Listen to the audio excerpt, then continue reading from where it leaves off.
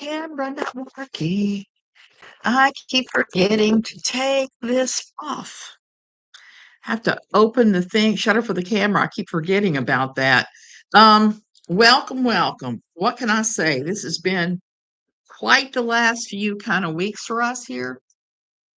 We keep having tons and tons of earthquakes, little ones, big ones, whatever. So it's been a shaky kind of couple of weeks for me because I don't even know how to describe what's going on with me except to say that my husband's health is not the greatest again, and we're dealing with that. I've also gone back to trying to make my own clothing again, which turns out to be a lot harder than I remembered it when I was a starving student in my college years. So, what am I doing? I'm trying to make my hair behave. I want to talk about something today, and it's kind of funny that I'm fussing with my parents this morning and not liking my blouse on camera or my hair at all. Okay, if you know who I am, great. If you don't, let me explain who I am. I'm Suzanne Titkemeyer. I used to write for a place called Pathos, a blog called No Longer Quivering. I used to write there for over 10 years, and I mostly wrote about things like this, about the fundamentalist religions and some of the crazy stuff that goes on there. And it's allergy season. I'm having sinus infections. So if I'm touching my nose a lot with this is what's going on. I want to blow snot all over you or myself or anybody else. Okay, so earlier in the week, was it this week or last week? I'm gonna have to look up exactly the day, but the day that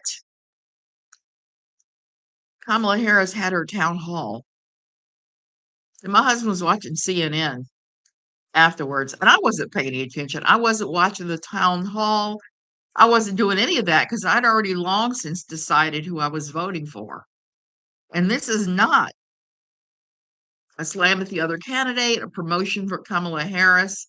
None of that. I'm trying to be apolitical in these days because there's a too much hatred going on as it is, and there's no reason to push one over another right now. And because there's been some vile threats on both sides, and I'm not in favor of any of that. So, long story short, what I'm talking about is something that was said by Van Jones on CNN. My husband loves to watch CNN, Fox, BBC America, RT, all the different channels to get different perspectives. And that's okay, but I'm going to tell you, it is hard on my nerves many times. I have to resort to having a Diet Coke for some caffeine. And the other thing I do is put on ye old headphones and listen to music if I'm in here, and he's doing that. He only likes to watch TV on our TV in here in the cabinet. I don't get it. I don't like watching TV in bed unless I'm sick. But he loves that stuff. So he's watching CNN, and I don't have my headphones on. And I'm kind of cringing because I don't want to hear. I've already made up my mind. I've already cast my vote. I don't know why he's obsessively watching this. He's already cast his vote. Too late now, dude. So he's watching, and I hear Van Jones say this. This has been percolating my mind ever since. And I've been thinking about it and started writing about it today. I mean, I started writing about it a couple days ago, but I really started crystallizing my thoughts on it today. It's talking about the two main candidates, Donald Trump versus Kamala Harris. Quote, they aren't taking the same exam. He gets to be lawless. She has to be flawless. Okay. And I'm not saying this in a way to promote anybody, any side, because we all vote for for the side that we can stomach in these days, because I don't think there's anybody out there that's thrilled to be voting about any of these people that are running. And I'm talking about the independents too. Well, when Vance said that, I damn near fell off my chair, okay? First of all, because that's something that is a very common thing in fundamentalism, okay? And not just fundamentalism, evangelicalism, any kind of patriarchy, you're going to have this exact type of thinking theology going on. And what is it? It's that men can do what they want. Women better damn well toe the line and be damn well perfect. Well, I'm not perfect. I don't know about you. I wasn't perfect then. My pastor and everybody around me let me know I was quite flawed in a society that thinks if you're flawless is the only time that you have any worth, okay? You had to be flawless and voiceless. And I am neither of those stupid things. Even then, I wasn't very much either of those things, and it was difficult. Difficult some days for me to keep my stupid mouth shut. And I heard that and thought that is so right on the money for our society in general. Men are allowed to do whatever. They're allowed to do all kinds of crazy things. But heaven forfend the wife or a woman not be perfect. And it's the end of the world. I mean, I'm looking at the Josh Harris fiasco with his wife, his ex-wife, Shannon Harris. Josh, if you remember, wrote a book called I Kissed Dating Goodbye. It was written by him when he was a very young man before he had any life experience, saying that he would not date, he would only do courtship model. It was hailed as revolutionary and groundbreaking when it was published, and I remember reading it and thinking, "Yeah, I don't think so. I think this is wrong," and, dismissed it for what it was, and later, one of my own children embraced that whole purity culture thing, and I was just standing by the sidelines going, "Really?" Because I didn't buy it even when I was part of it. Well, anyway, long story short, Josh later ended up going to seminary after he realized as a young, still a young man, but an older young man in his 30s, that he needed theology training. That just writing a best-selling book was not sufficient for him to be the head of a church, even though he was the head of a church. He was one of the pastors, and he went back to theology school where he was confronted by a bunch of people who said that I Kissed Dating Goodbye had ruined their lives. I mean, it's one thing to slam up against resistance to your own personal inner theology. It's a whole different ball game when you see there are actual human beings who've been injured by your theology. When that happens, you start looking at it going, "Oh, and I'm sorry. I had no intention of that harming you." And you start looking at the different ways that this has impacted other people. So Josh started doing that, and eventually he stopped going to the seminary. He left the church, came out as an atheist. His wife and he divorced. Then he started selling a recovery from I Kissed Dating Goodbye seminar for some munificent sum of like, I don't know, $1,000 or something. I don't remember the exact amount, but people were outraged and upset, okay, over that, and then he disappeared. I haven't kept up with him, but what was interesting about that journey is he was allowed to make that journey in public without being attacked for just being a man. His ex-wife, Shannon, wrote an excellent book called not I Kissed Dating Goodbye, should have been called I Kissed Josh Harris Goodbye. But clever titles don't always work, but I read it and thought that should be the subtitle of this book. It was all about her journey into that kind of religion, to marrying Josh, to their marriage never really working well, to the whole thing falling apart like the shoddily constructed thing it was, and her divorcing him, her becoming an atheist, the whole 9 yards. She went through the whole deconstruction journey, and she didn't reconstruct, and that's okay. Not everybody has to reconstruct. So she she had a time of it, that's all I can say, and it was an excellent book for me because it mirrored some important parts of me leaving my old evangelical world, right down to the depression where you can't even get out of bed, you can't stop crying, and that goes on for a long time. For me, it went on like 2 years. Every time I stepped outside my house, I was punished by those I'd gone to church with. She went through some of the same things, and she, like me, had joined later. She wasn't a young virgin when she joined the church like they demand.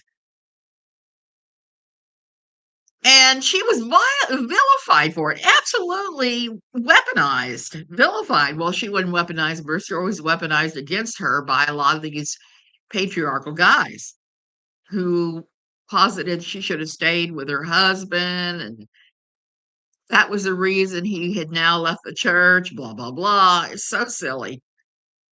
Nobody can make anybody else do a damn thing except by threats. And that's a reality. You can't make anybody do anything unless they fear to lose something. That's about it. It's about the only way is that fear, not really threats, but fear. Fear keeps so many people in bondages. And not only that, I just lost my train of thought. I had what place I was going with this. Josh was not criticized for much of anything. His wife was criticized for everything, everything, everything, even though she was not the one that wrote Ike is dating goodbye. She wasn't involved with it. It was a done deal before she ever appeared on the scene.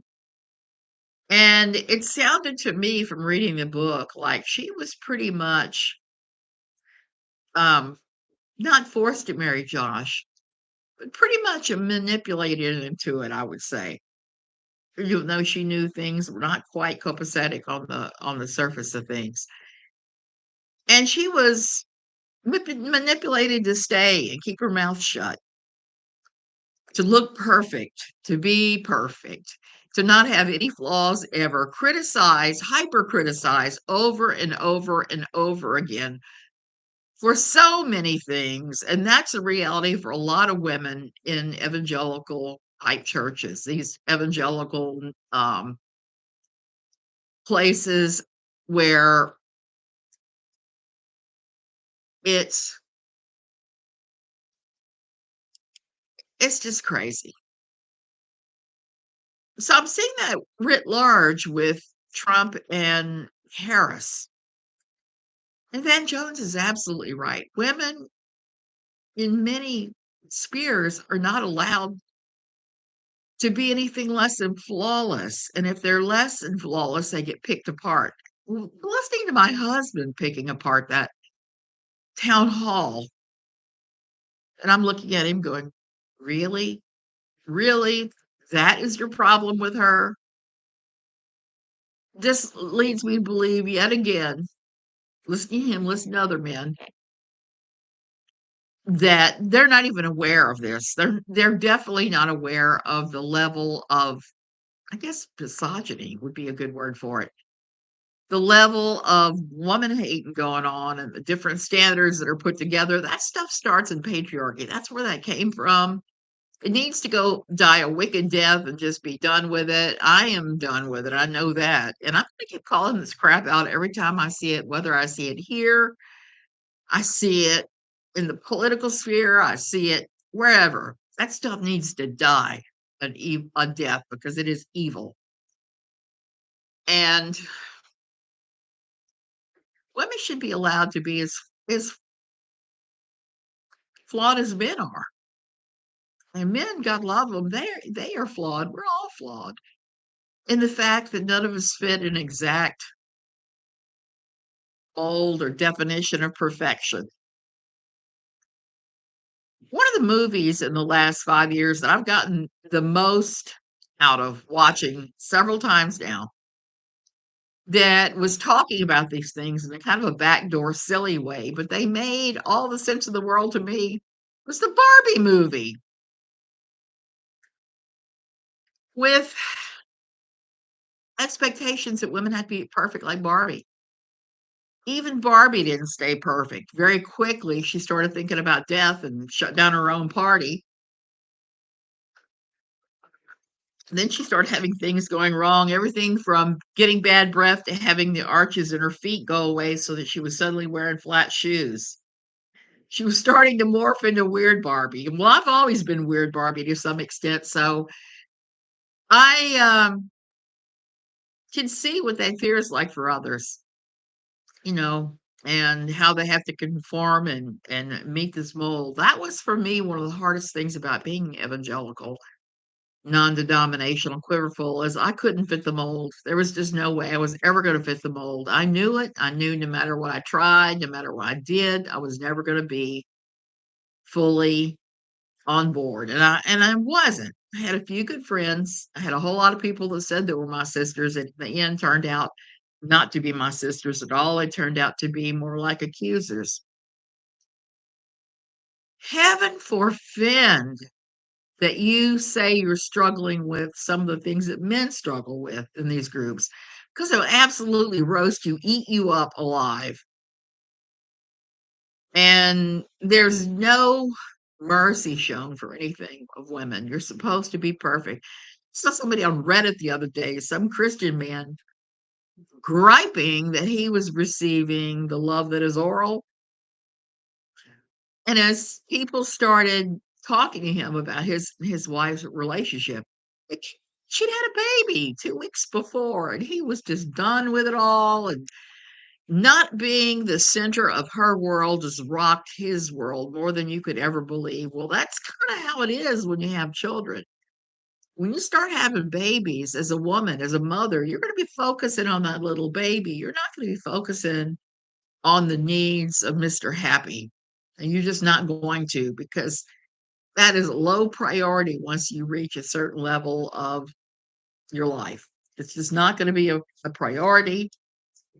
It's not that you think it's wrong or evil or you have any problem with it, but come on, 2 weeks postpartum, nobody should be expecting anything of you. If you manage to keep everybody fed and the house from burning down, you've done your duty if you're a woman.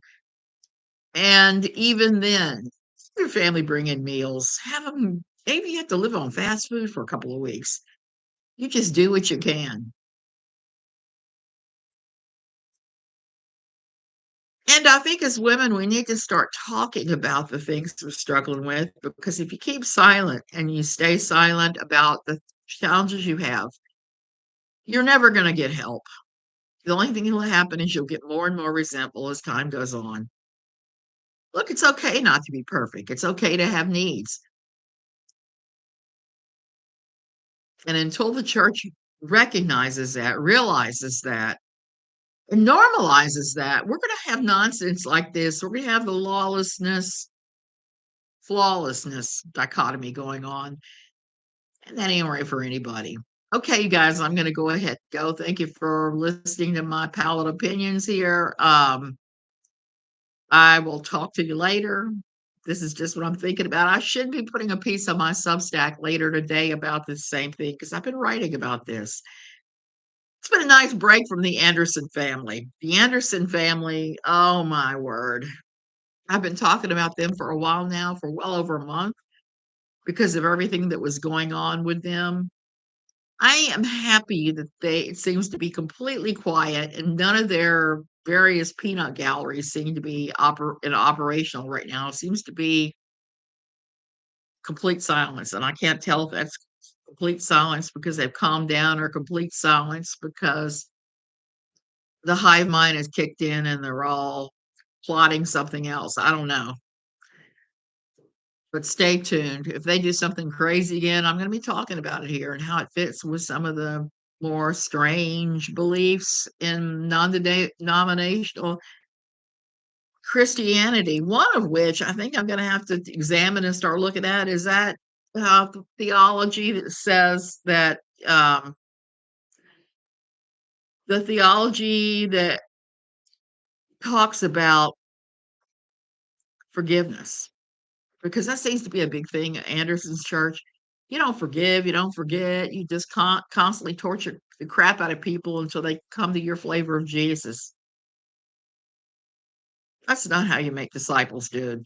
It's really not. Debbie Brown. I had to take breaks from hearing exposures of Anderson himself or his endorsers speaking. Same. I've had to take breaks from all of this because it's just so incredibly triggering if you come out of it. Listen to these people carry on is just too much sometimes. And I'm just gonna say it. I've laughed at a lot of the memes, but some of the petty is like that I'm seeing going on and that former people has been off-putting too. It's like one thing or another. I'm dealing with this and it's incredibly triggering. Yeah, I get it. They suck. I agree. But do we have to constantly throw mud? You know, you're not changing their minds any when you're doing that. You're just winding them up even further. And God knows that any kind of pushback is going to wind those folks up. That's just their nature. And I think, I'm going to say, I think Steven secretly likes it. Remember, this is the guy that routinely wore a t-shirt that said, all publicity is good publicity. There's no such thing as bad publicity. He believes that. He believes that if he's being talked about in the media, the blogosphere, whatever, that it's all good, that he is one of those people that is a wrench. And I talk about it in my article a little bit. A wrench is somebody who disturbs things. It's like throwing a monkey wrench in everything. I have a real close friend that used to talk about that all the time, being a wrench. And she used to tell me that her and I were wrenches because we weren't content with the status quo. We used to say stuff and just kind of throw a monkey wrench in the whole thing. And I think that Steven is a wrench, and you can either be a wrench for good or bad. I think he's a bad wrench. He's a wrench made out of toxic waste. He's made out of leftover spent plutonium that still has enough radiation to kill and maybe coated with Ebola. I don't know. He likes any kind of recognition. He must be proud to be known as a hate preacher. Debbie, I think that's his whole thing. I think this a very calculatedness about his approach and how he does things and what he says, especially after listening to Isaac and John, and Miriam, and others talk about him at various times. His humor. You know, he could have made it as a stand-up. He actually is funny sometimes, deliberately funny. And he's kind of charming at times too. He comes across when you're not listening to the words, he can come across as absolutely not too terrible bad. You're watching this going, this guy's, I can see where this guy's coming from. And that's where the danger is with him.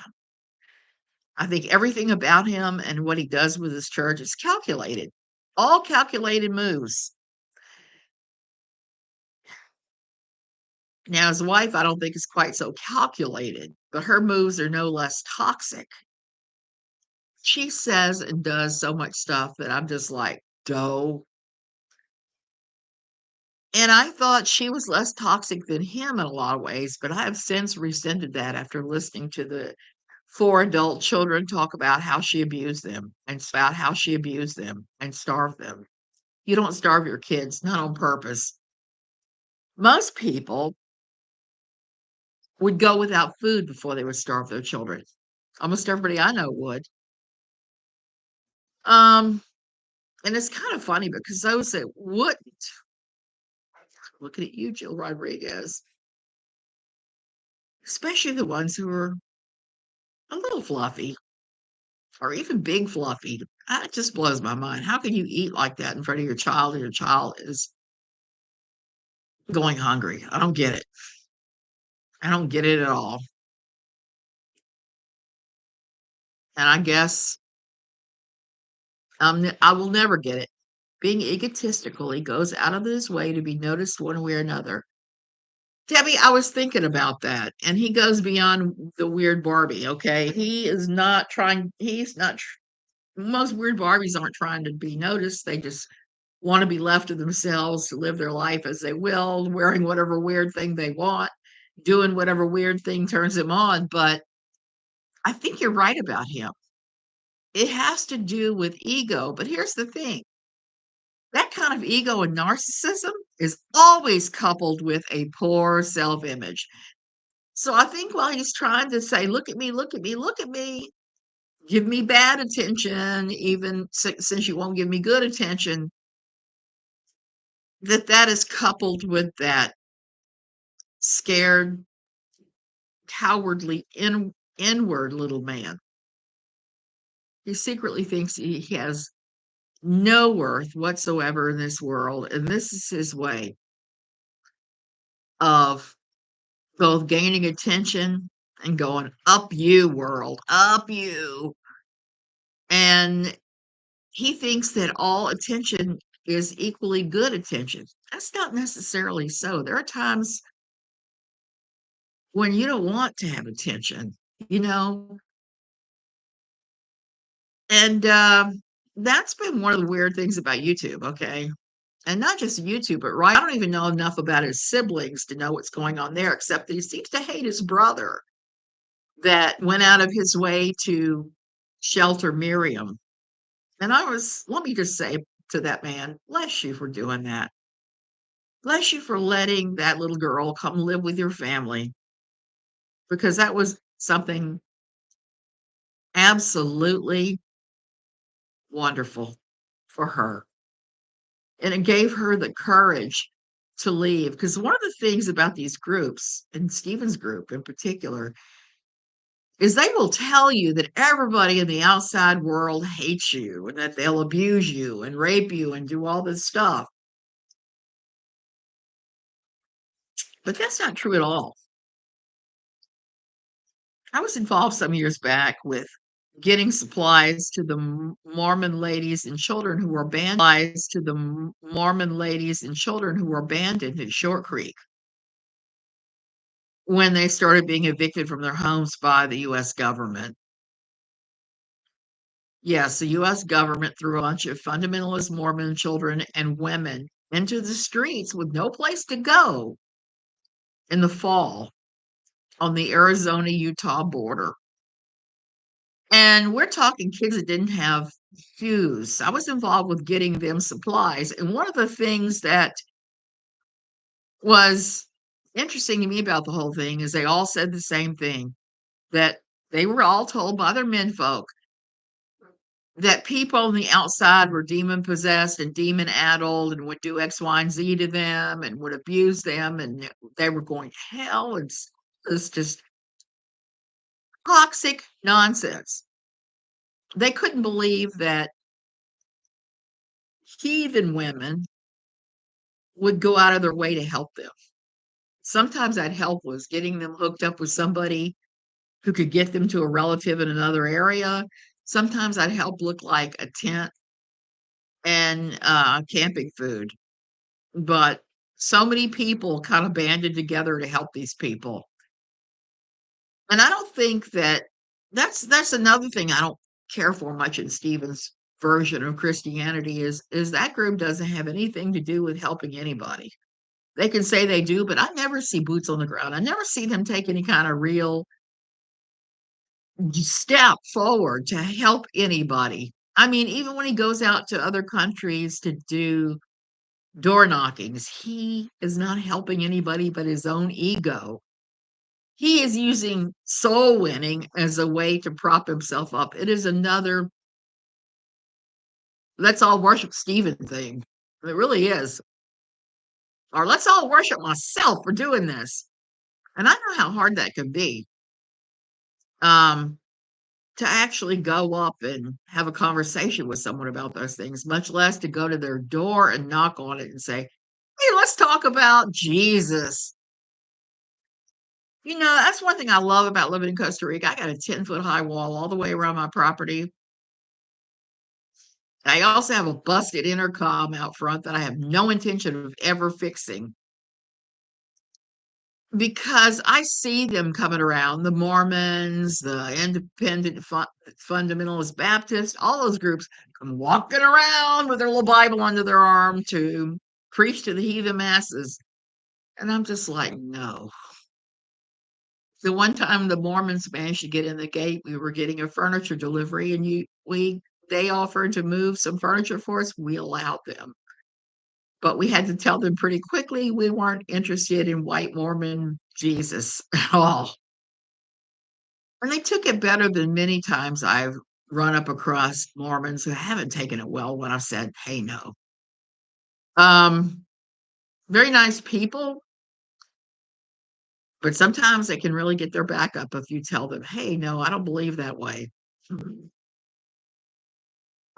So Stephen can be that same way. And I think that that is a failing of his religion is that there's no room for anything else. There's not room for any kind of, dare I say the word, diversity. I'm not even sure there's anybody that goes there that's disabled. And I can tell you that going to church as a disabled person is incredibly difficult. A lot of churches do not accommodate, and they will tell you, well, we're not going to willing to go that extra step. Or, oh, we have a ramp, that's enough. Or there is a handicap railing in that bathroom. Well, the railing is in some place that can't even be used. So you've actually failed and you're telling handicapped parishioners that they don't matter and you don't care about them. So I don't know what the role of the handicapped person in Stephen's church is, but I suspect it's not one. That there is some kind of subtle or not so subtle shade being thrown. Well, if you believed in Jesus hard enough, you could walk. Well, no, man does not own the women's body, but she decides to withhold it or use it as a weapon. No. What you're talking about is abuse. Abuse written high. And I wasn't even talking about that. I just used that dumb picture today because we're talking about how women have to be flawless and men get to be lawless. And what that looks like. What you're talking about right now is a perfect example of this thing that I'm talking about right now. I'm talking about when men are allowed to do whatever the hell they want and women have to be perfect. A man tries that with me, guess what? I got 2 machetes and more.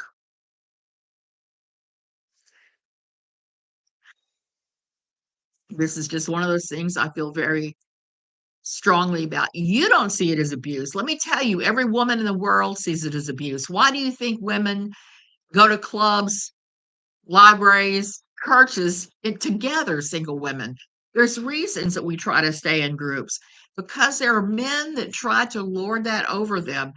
Care if you're walking or down the street completely buck naked, say for flip-flops and a belly ring.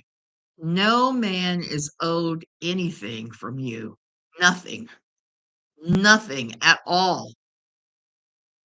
Now, women should not use their bodies as a weapon or to withhold sex from their husband because they punish you. That's wrong. But that kind of wrong does not get to be, quote, punished that way or dealt with that way. Doesn't get dealt with that way. It's not very much of a knife.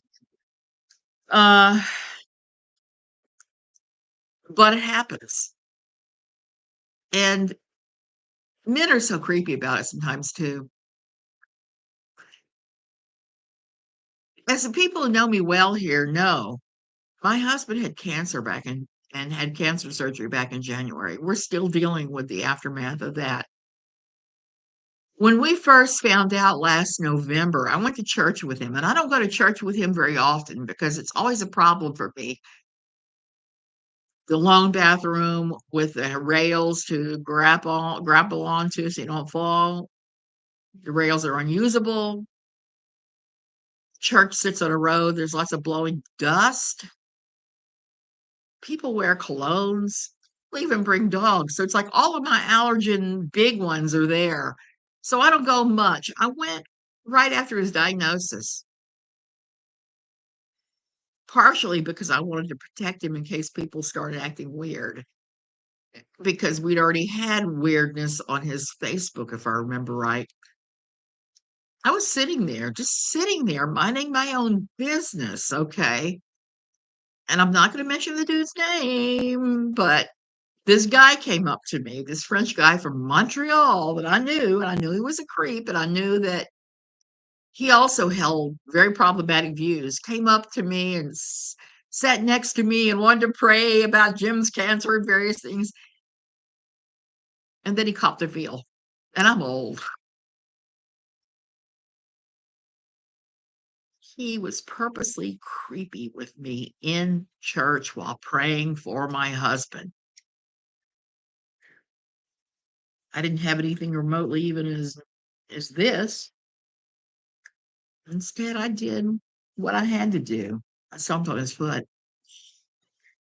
He let go of my hip when I did that. He let go of my behind when I stepped on his foot.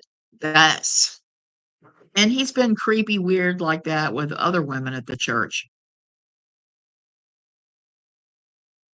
So I think that's why I'm completely intolerant when people start saying those things is I've just as a woman, I'm 64 years old. I've dealt with this since I was like 12. Ever since I got boobs, I've dealt with one form of this or another my entire life.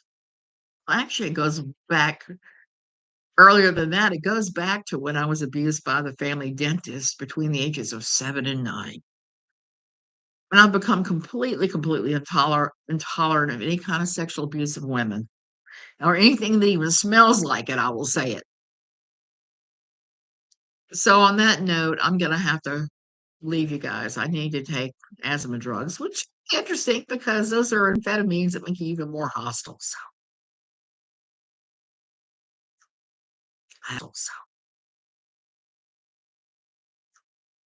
I have to mind my own business. The main road to Tamarindo is cut today, so it's not like I'm going anywhere. They're doing some major road construction. They posted road's going to be closed today. I don't doubt it'll be tomorrow because of the way that things work in Costa Rica. Love you guys. Sorry I went off on a rant about the sexual abuse, but it is one of those things that just not something that I like at all. See you guys later.